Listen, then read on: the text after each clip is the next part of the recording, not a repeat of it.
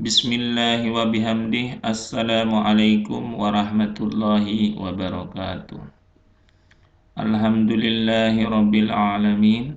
Wassalatu wassalamu ala asrafil anbiya'i wal mursalin Sayyidina Muhammadin wa ala alihi wa sahbihi ajma'in, amma ba'du. Alhamdulillah, puji syukur kehadirat Allah subhanahu wa ta'ala. Mari kita senantiasa panjatkan, karena telah memberikan kita berbagai macam nikmat, seperti nikmat sehat, nikmat iman, lebih-lebihnya nikmat kesempatan, sehingga kita dapat melaksanakan pembelajaran meskipun dengan cara daring atau online. Salawat beserta salam tak lupa kita haturkan kepada junjungan alam Nabi besar kita, Nabi Muhammad sallallahu alaihi wasallam. Karena dengan jasa-jasa beliaulah kita dapat menikmati iman Islam seperti sekarang ini. Baiklah, untuk materi pelajaran bahasa Indonesia yang pertama ini, kita akan membahas mengenai laporan percobaan. Nah, jadi yang pertama yang akan kita bahas itu adalah pengertiannya. Laporan percobaan itu terdiri dari kata laporan. Laporan adalah segala sesuatu yang disampaikan seseorang. Jadi itu laporannya, baik itu secara lisan maupun tulisan, yang isinya kegiatan yang sudah dilakukan oleh para pihak yang meminta hasil kegiatan. Nah, yang selanjutnya, percobaan itu artinya adalah satu bentuk kegiatan penelitian. Nah, percobaan itu adalah bentuk kegiatan penelitian untuk menguji atau membuktikan suatu teori. Jadi jika digabungkan dua kata tersebut, laporan dan percobaan itu akan menjadi teks. Laporan percobaan itu adalah teks yang berfungsi atau yang fungsinya untuk menyampaikan hasil kegiatan percobaan yang tujuannya untuk menguji atau membuktikan teori ya. Nah, ini yang disebut dengan teks laporan ya. Teks laporan itu intinya teks yang fungsinya untuk menyampaikan hasil kegiatan atau percobaan. Tujuannya sendiri adalah untuk menguji atau membuktikan suatu teori. Yang kedua adalah ciri-ciri teks laporan percobaan. Ciri-cirinya, yang pertama itu adalah objektif. Objektif maksudnya informasi atau data yang disampaikan itu haruslah dalam keadaan yang sesungguhnya dilakukan, yang sudah tidak dikurangi dan tidak dilebihkan ya. Ini yang disebut dengan objektif ya. Harus apa yang kita lihat itu yang kita sampaikan, atau apa yang tidak pernah dilihat jangan dikarang-karang. Nah, itu objektif ya. Yang kedua itu harus berupa fakta ya. Nah, jadi hasil dalam teks laporan percobaan harus benar-benar sudah dilakukan. Nah, ini kalau yang berdasarkan fakta. Dan juga dalam penyampaian kalimat pun harus berupa fakta ya. Jangan sudah melakukan penelitian tapi dalam pembuatan kalimatnya itu tidak menunjukkan fakta. Jadi ini yang membuat dia keliru nantinya ya. Perhatikan kedua kalimat ini.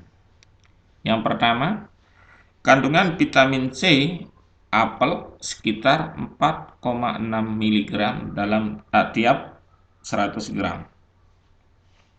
Yang kedua, terkandung 4 mg vitamin C dalam setiap 100 gram anggur. Nah, jadi kalimat pertama dan kedua ini ada perbedaan. Kalau yang kalimat pertama ini tidak mengandung fakta. Kenapa? Karena ada kata sekitar. Nah, ini masih kira-kira ya. Jadi ini belum menunjukkan fakta dari kalimat ini. Kalau yang kedua ini sudah pasti, terkandung 4 mg vitamin C dalam setiap 100 gram anggur. Nah, ini ya. Jadi ini sudah fakta kalau yang nomor 2 ini ya, dari segi kalimat atau penyampaiannya. Jadi meskipun dia fakta tapi cara menyampaikannya yang kurang tepat, maka dia bisa dianggap bukan fakta ya. Ciri yang ketiga adalah lengkap. Nah, kita harus menyampaikan, ketika menyampaikan informasi dalam teks percobaan itu kita harus lengkap ya. Nah, bila perlu di dalam menulis laporan itu ditulis selengkap-lengkapnya supaya pembaca itu bisa mengerti dan laporan itu secara utuh dan bisa bermanfaat. Nah, yang selanjutnya adalah fungsi teks laporan itu sendiri ya. Fungsi yang pertama itu sebagai sumber informasi. Jadi fungsinya itu teks laporan itu bisa sebagai sumber informasi. Nah, jadi kita dengan membaca teks laporan kita bisa mengetahui informasi ini dan itu dan lain sebagainya. Yang kedua, mengetahui kemajuan suatu permasalahan. Nah, misalnya dengan membaca teks laporan percobaan, kita akan mengetahui bagaimana perkembangan dari suatu permasalahan atau bisa menambah wawasan lah ya untuk itu ya kira-kira. Nah, selanjutnya yang ketiga, dapat menemukan teknik baru. Nah, jadi kalau kita membaca teks laporan itu fungsinya kita dapat menemukan teknik baru atau metode ya dalam segala sesuatu itu, atau inovasi yang baru yang dapat kita temukan. Yang selanjutnya itu fungsinya itu dapat menjadi melaporkan kegiatan yang telah dilaksanakan.